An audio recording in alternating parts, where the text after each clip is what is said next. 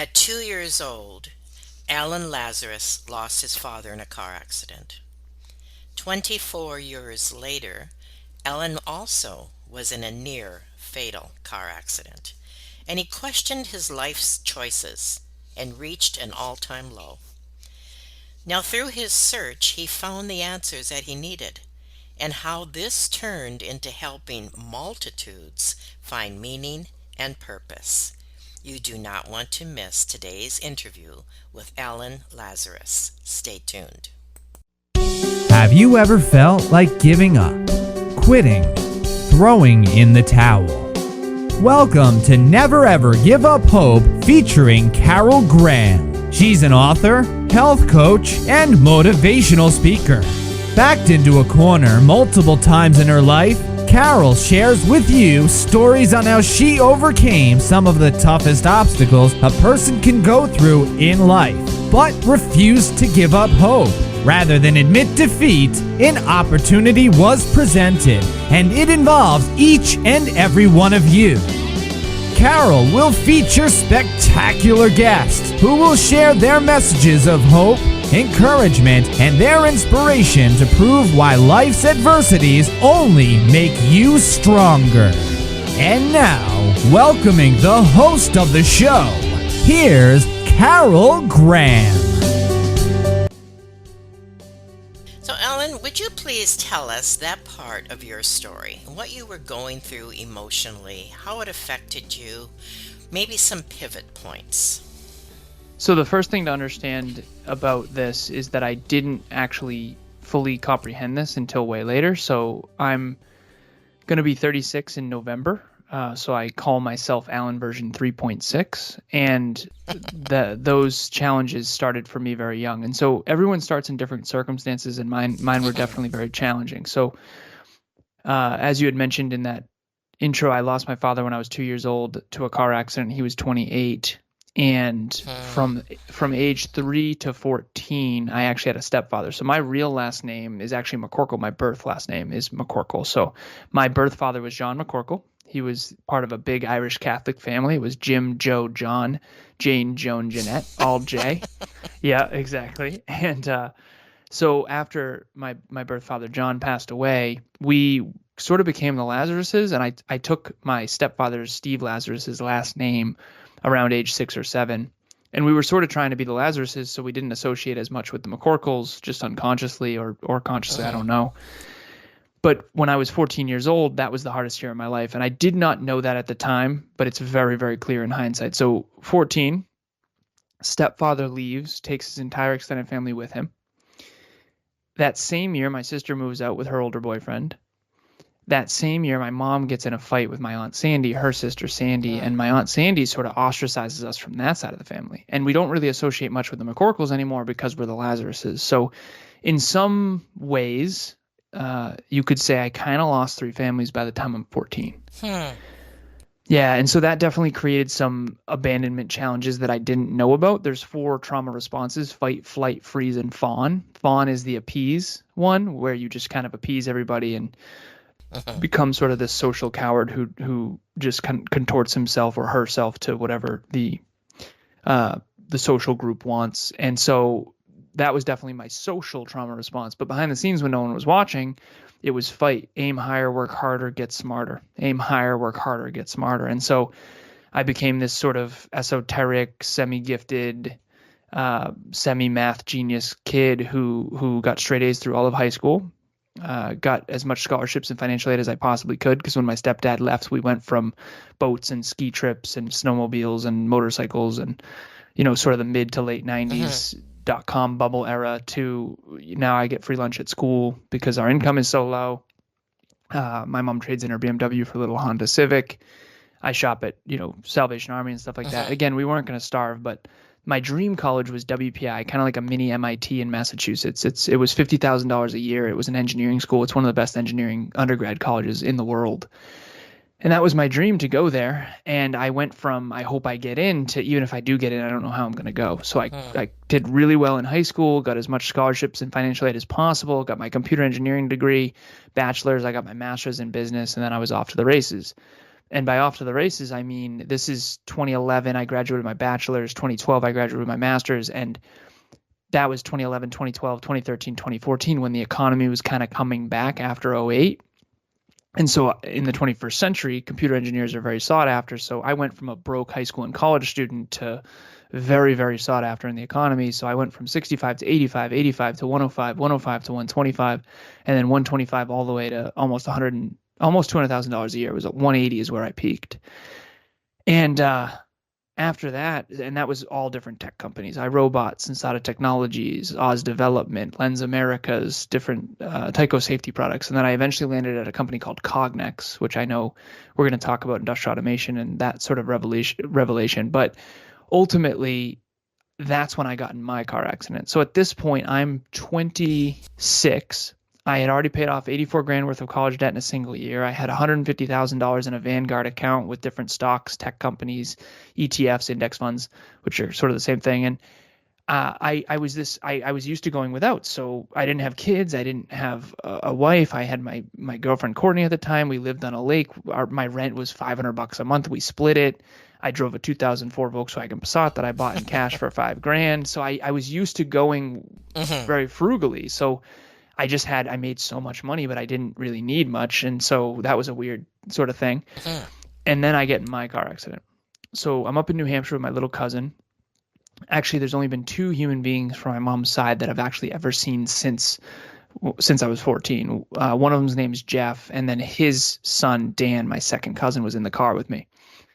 We're in New Hampshire. I was supposed to yield. I didn't. The yield sign was covered by the snowbanks back in 2015. Bad dark winter night. I end up on the wrong side of the road, my fault. And then I look up from the GPS, not partying or drinking or anything like that, but we're heading to TGI Fridays. I look at the GPS, I look up, and I see the brightest lights I'd ever seen. This is the mortality moment where I thought for sure that was it. I thought it was a Mack truck. 2 things saved my life. Number 1, it was not a Mack truck. It was a lift-kitted pickup truck. Number 2, the Volkswagen Passat. Thank you, Volkswagen. I used to call this car the Tank. This was a German-engineered steel trap of a car. I used to call it the Tank. The whole front end was completely smashed in. This was not a fender bender, but the frame stayed and the airbags deployed. So cousin hurt his knee on the airbag. I hurt my face on the airbag. So physically we're okay, but this is the second chance my dad never got. My dad died in a car when he was 28. I'm 26 at the time. I've seen pictures of his car, and the pictures of my car don't look very different. So just completely existential quarter-life crisis type of moment. And in hindsight, this is the shortest synopsis I can give, which is I was an achiever. I was improvement-oriented. I was professionally developed, LinkedIn, cover letter, resume, bachelor's, master's. But I wasn't self-improvement oriented. I wasn't personal growth, and I wasn't personally developed. So after that, I flipped the script. I went all the way past broke, started my own company. So I went from externally successful and deeply unfulfilled internally to now I'm super fulfilled internally, happy, healthy, productive, fitness model, fitness coach, fitness competitor. And I love my life, but I'm externally unsuccessful. I ran out of money. And so I always joke tongue in cheek and say both of those kind of suck. And so it's not until my 30s where I started to get to the place where I'm both successful and fulfilled. Successful externally, but fulfilled internally. And I actually think that's where everyone really wants to get. And now that's what I focus on in my business coaching and that kind of stuff. So that's the shortest I tried to condense 35 years into, less than 5 minutes. Well, you painted an incredible picture. You definitely took us with you down that road. And I appreciate that because you've done this before, you hit all the bases. So thank you for that. Okay, so anything else you want to share? Continue. First and foremost, I appreciate that. I do try to tell my story as well as I can. But I think the important piece is I didn't really understand a lot of that while I was going through it. And I think that's really quite the lesson, which is I started doing therapy in my 30s. And I often joke, I say guys can't even ask for directions, never mind get a therapist. But I've been doing therapy and I've really rewatched the movie of my own life over and over and over again, not only through therapy, but I also have a very good memory. And a lot of it was really terrible and a lot of it was really wonderful. And one thing I'm very grateful for, and I think this is the thing that I want to share when you ask that, is people say adversity is your advantage, because it creates drive. But I actually disagree with that, even though I used to think that was true. Adversity, if you have a fixed mindset and you don't believe in yourself, is just adversity. For me, I always had a lot of self-belief, and I always felt a little bit fairly gifted. I never used to share that, but I need to have the courage here. And if it wasn't for my self-belief and my powerful intellect, I doubt that I would have made it to where I am. And I also was born in a free country that invested in my education, because without the financial aid and scholarships, I wouldn't be where I am today either, because I went to one of the best tech schools in the world, and I was surrounded by, the right people at that school. And before that, I definitely was not surrounded by the right people. So I just want to make that as clear as possible, because ultimately the adversity, my mom and stepdad did not get along, and that's a very polite way to put it on a public medium. But there's something called an ACE score, adverse childhood experiences, and I have a very, very high ACE score. And most people, statistically speaking, who have a high ACE score do not actually achieve much. And they certainly don't live fulfilling, meaningful lives. So statistically speaking, mortality is very high for people with high ACE scores. And I'm glad I turned things around after my car accident. That's what I'm grateful for. You made a statement that you sent to me, and I'd like you to expound on that. And that is, I began to see a scary pattern in the world. Do you recall that statement? Yes, definitely. So I worked in industrial automation, and I was an inside sales engineer for a company called Cognex, and they sell machine vision equipment all across the world. And so picture manufacturing facilities, Amazon, they do both barcodes, data stuff, and they also do machine vision. So picture water bottles going down a line 100 per minute, and they take pictures of every bottle to make sure the cap's on right, and they measure that kind of thing. And so machine vision equipment is the main thing Cognex is known for. So I did inside sales engineering team there, and then I got promoted to outside sales, and I managed Vermont, Connecticut, and Western Massachusetts in my early 20s. And so I drove mostly in Connecticut, but Vermont and Mass too, to these big manufacturing facilities. And what would happen is I would go to, let's just say, think of a really famous ice cream company. Okay, I'm at that facility, and I sell equipment that I get a good commission for, and I'm making a lot of money. And I see these people, I'm on my way out, and I looked at the walls on these manufacturing facilities, and some of them had pictures from the past, 70s, 80s, 90s, even earlier than that. And what used to be in these manufacturing facilities was thousands of people working assembly lines and that kind of thing. Right. And now it's, one floor manager and all robotics for the most part. And not always, but usually there's significantly less jobs available, basically, what it comes down to. And I remember I was at this ice cream facility, and I saw these people looking at the cartons, and they were making sure the cartons were good and the cap was on right, and quality assurance. And I remember thinking to myself, okay, so I just sold equipment that's going to do that faster, quicker, easier, cheaper, because these cameras don't get sick. These cameras don't need vacation time. These cameras don't need healthcare. And so I make a big commission check. I leave, and I've done my job well. All of us have been to a grocery store where there's self-checkout. Now, I remember one time I actually got food from a conveyor belt at a McDonald's, and it came to me drive-through on a conveyor belt. At the end of the day, robotics is coming, and it's already, there are certain car manufacturers that their entire facility is only robots now. And my point is, and this is what scared the hell out of me, and I'm realizing in hindsight I'm kind of an esoteric math guy, and not a lot of people are really thinking this way, but I certainly am. So I saw this trend happening. So statistically speaking, as much as I used to be too much of a coward to share this, statistically speaking, the less educated population grows exponentially faster than the more educated population. And here's why. So the less educated population statistically has more children and has more children younger. So you picture, 5 people have 5 kids, those 5 have 5 kids, and that kind of thing. And the more educated population tends to have less children, statistically speaking, and wait longer to have those children. And so the less educated population is actually growing faster than the educated population, for lack of better phrasing. And the problem is that the jobs available for the less educated population are exponentially decreasing at the same time. Right. And so I saw this pattern, and if you picture a graph with one curve of jobs available to less educated people going down like a hockey stick, and then the exponential growth of the population of the less educated going up like a hockey stick, it creates a huge gap.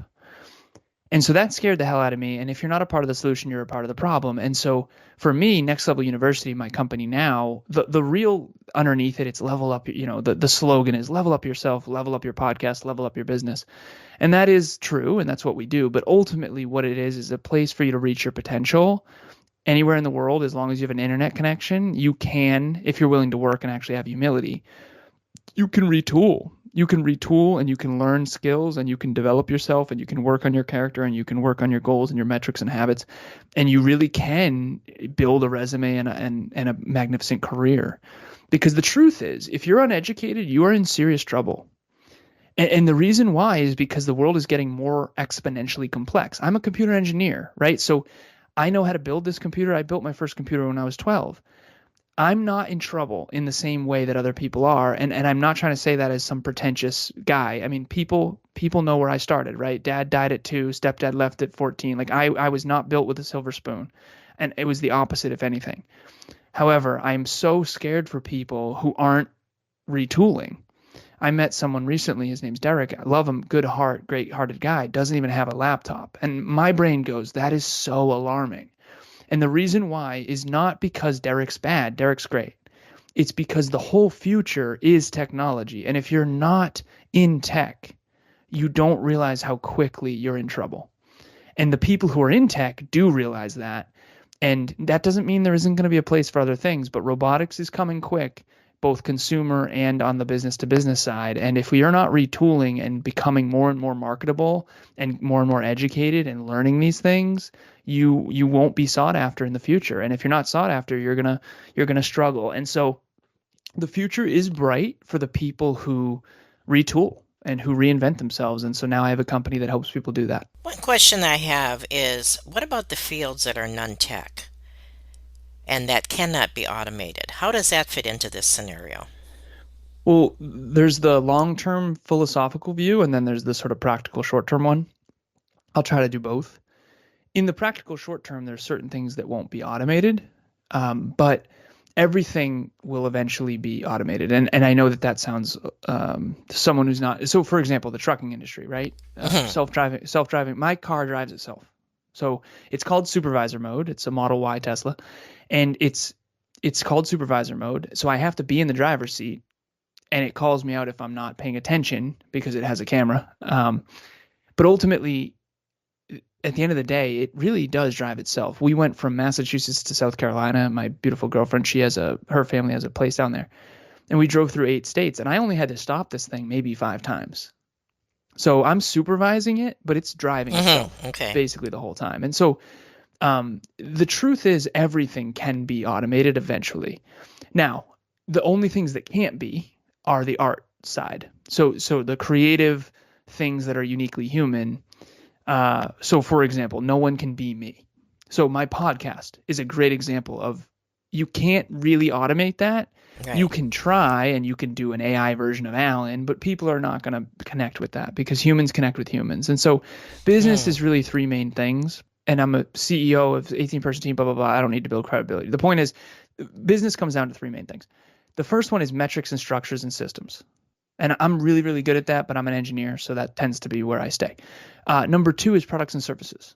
So products and services, AirPods is a product, service would be my business coaching. Okay, so you need to be really good at metrics, structures, and systems. You need to be really good at products and services. The third one is people. You have to be really good with people. And that's the one I suck at personally because I'm not a very likable dude.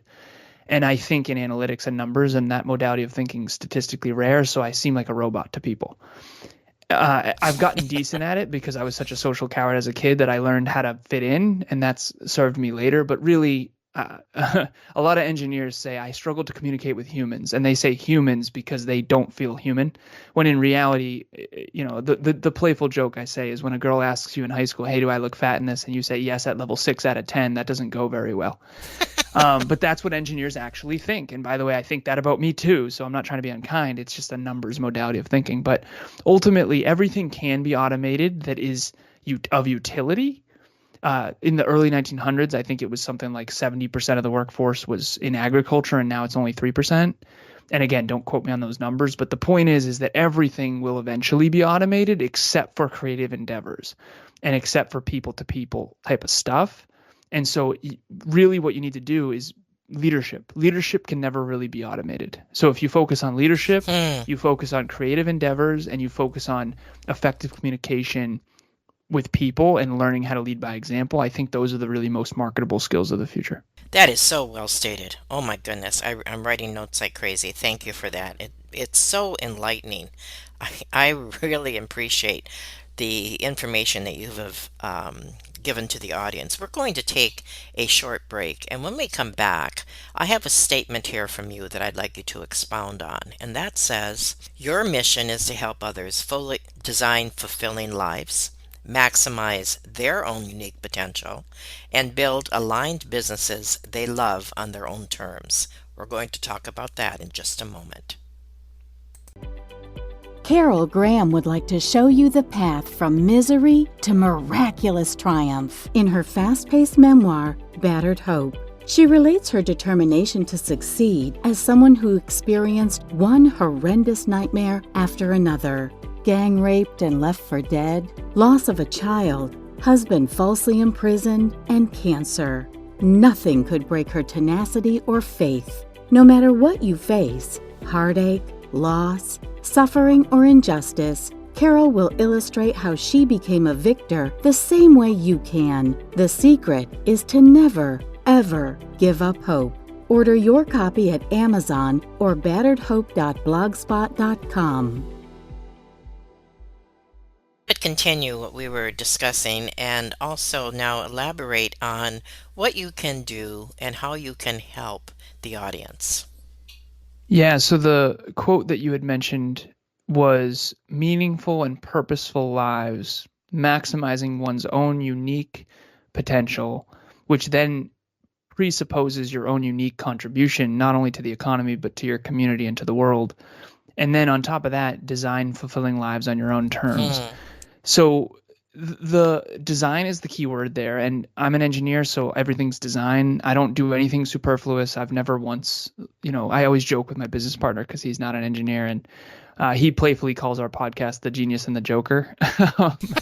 And he's funny. He's bright too, but it's fun because he doesn't have math as his first modality of thinking.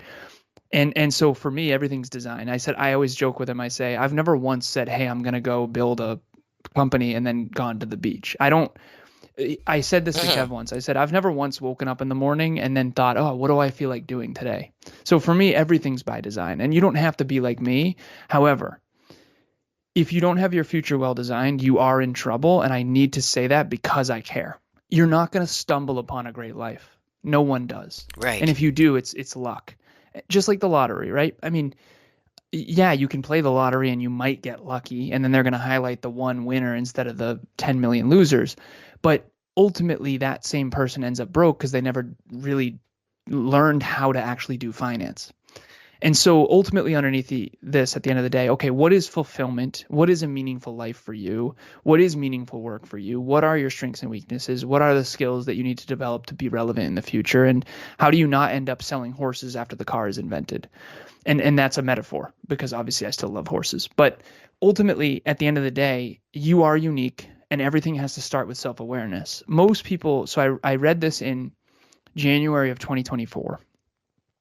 We do meetups every month for free online, and this one was called Setting Clear Goals for 2024. It's wild that it's 10 months in now.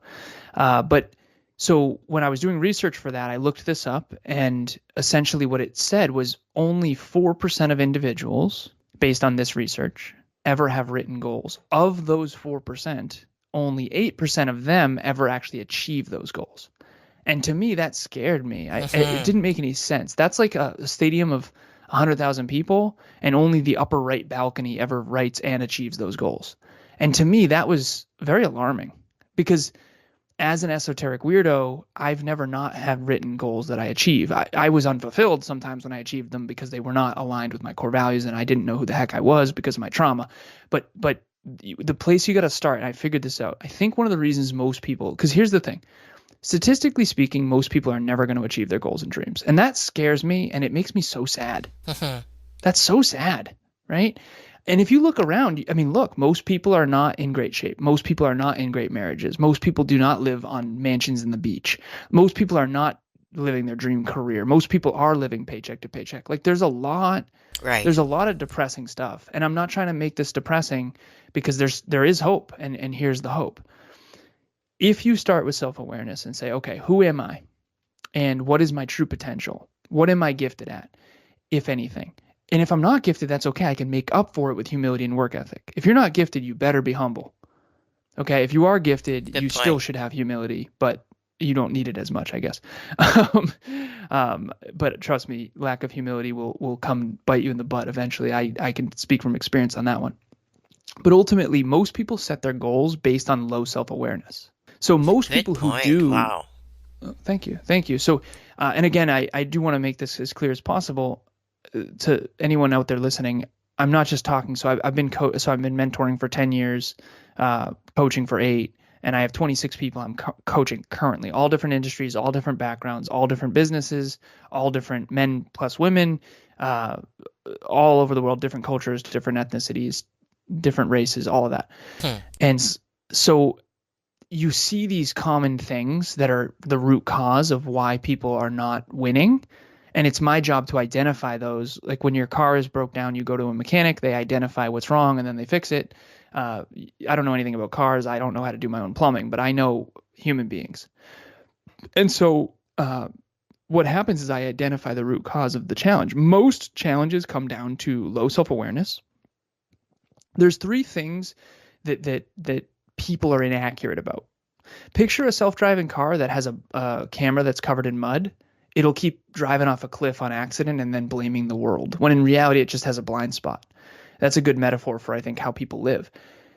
So most of us just think really inaccurately. That's why kids don't make good choices. They just don't know any better, right? So 7-year-olds don't make good choices because they're just dumb. Like all 7-year-olds are kind of dumb.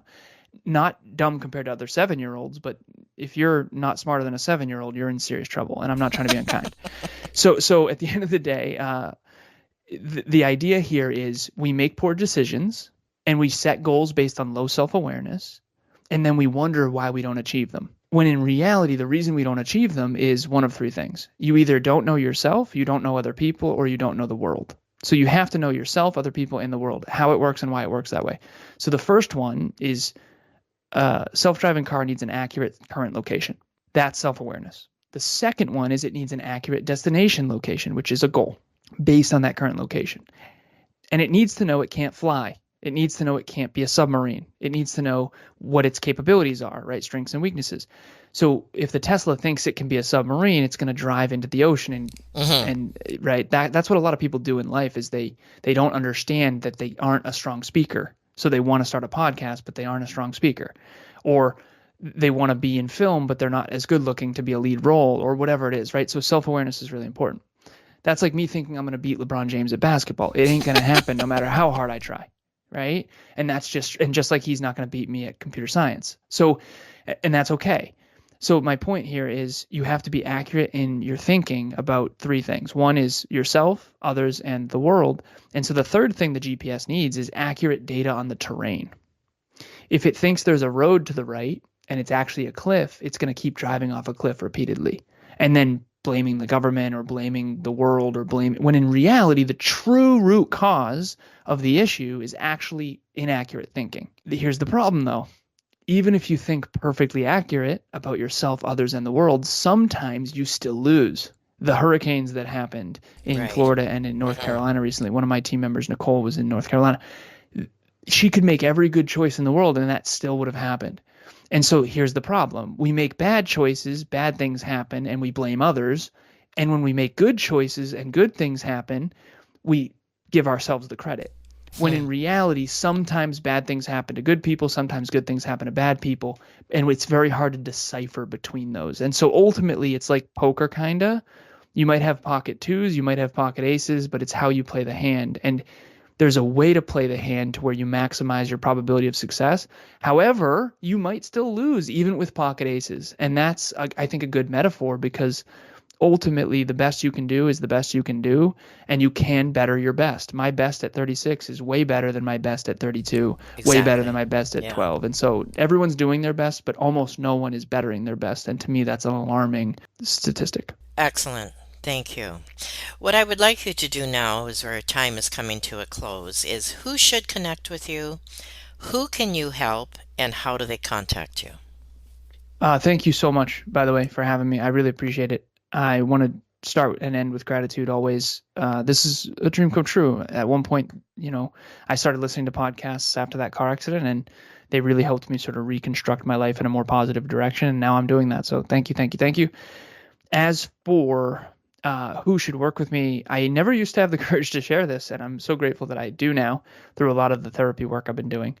If you have low humility and low work ethic and low grit, and you want massive rewards for minimal effort, you will not like me at all.